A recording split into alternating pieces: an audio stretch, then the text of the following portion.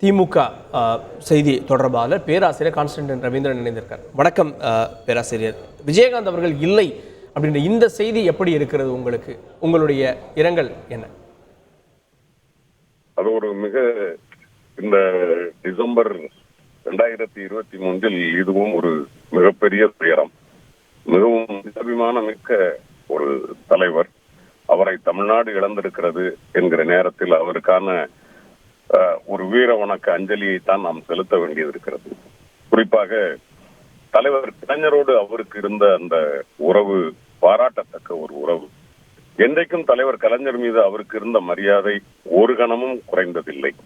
குறிப்பாக சொல்ல வேண்டும் என்றால் 1995 தலைவர் கலைஞர் அவர்களுக்கு திரையுலகத்தினுடைய பொன்விழா எடுக்க வேண்டும் என்ற அந்த சூழல் இருந்த போது அன்றைக்கு ஜெயலலிதா அம்மையார் ஆளும் கட்சியாக இருக்கிறார். உங்களுக்கு தெரியும், திரையுலகத்தில் கொஞ்சம் அது எல்லோரும் பயந்து ஒதுங்கிய நேரத்தில் தலைவர் கலைஞருக்கு அதை எடுக்க வேண்டும் என்ற அந்த விழாவை எடுத்ததும், தலைவர் கலைஞர் அவர்களுக்கு பொன்னாலான பேனா பரிசளித்ததும் உண்மையிலே அவருடைய அசாத்தியமான ஒரு துணிச்சல் மிக்க ஒரு நடிகராக தன்னை காட்டிக்கொண்ட அந்த தருணம் மட்டுமல்ல, அதன் பிறகு அவர் தலைவர் கலைஞரை எதிர்த்து அரசியலில் எதிர்பயணம் கொண்ட போது கூட தலைவர் கலைஞரை தலைவர் கலைஞர் என்றே பேசக்கூடிய ஒரு தலைவராக இருந்தார். தலைவர் கலைஞர் மறைந்த பிறகு கூட அவர் இங்கு இல்லை. அமெரிக்காவில் இருந்து வந்தவுடன் அந்த நள்ளிரவு நேரத்தில் கூட தலைவர் கலைஞரினுடைய நினைவகத்திற்கு வந்து உட்கார்ந்து அழுத அந்த தருணங்கள் வருகிறது. இந்த இரண்டும் ஒரு சேர ஒரு சோகம் கவ்வுகிறது.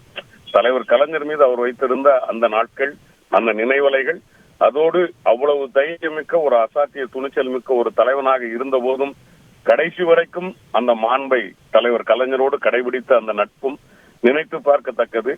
இப்படி ஒரு தலைவனை இழந்திருப்பது தமிழ்நாட்டிற்கு இந்த நேரத்தில் ஒரு பேரிழப்பு தான்.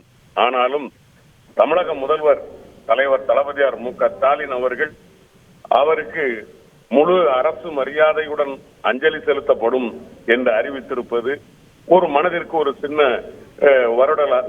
ஒரு மயிலிறகால் ஒரு வருடலை போல அவருக்கு அந்த மரியாதை கொடுத்திருப்பது தமிழக அரசு தமிழக மக்களின் சார்பாக அவருக்கு செய்திருப்பது. எனவே தமிழக மக்களுக்கு அவர் செய்த தொண்டுக்கு தமிழக மக்கள் அவருக்கு பதிலளிக்கும் விதமாக மாண்புமிகு முதலமைச்சர் தளபதி மு.க.ஸ்டாலின் அவர்கள் இந்த அரசு மரியாதை செய்திருப்பதும் ஒரு வகையில் மனதிற்கு இதமாக இருக்கிறது. ஆனாலும் ஒரு தலைவனை தமிழ்நாடு இழந்திருக்கிறது என்பதில் அவருக்கு மீண்டும் ஒரு வீர வணக்க அஞ்சலியை செலுத்திக் கொள்கிறேன்.